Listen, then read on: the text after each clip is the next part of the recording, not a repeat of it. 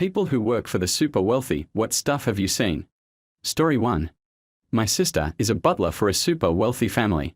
The family once got this super expensive rare breed cat, and a few months later the wife tells my sister she can feel the cat isn't quite happy in their house. She asks her to take their private jet to drop the cat off in their mansion in Lake Como, Italy so it could spend a holiday in the sun.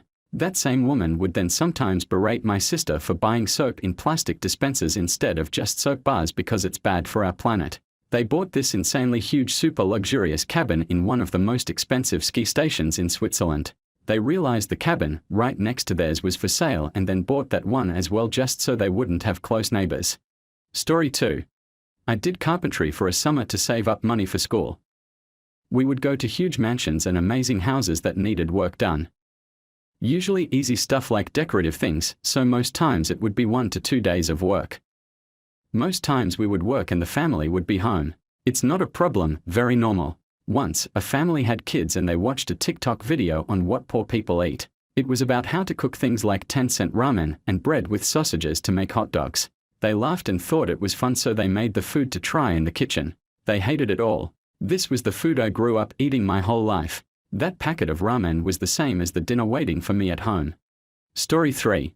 My friend's wife was a nanny for a family where both parents were vice presidents of a pharmaceutical company and were already from old money families. They paid her $1,000 per week in cash to basically be a full-time parent. When she left around 5, they had a second nighttime nanny that would come and take over.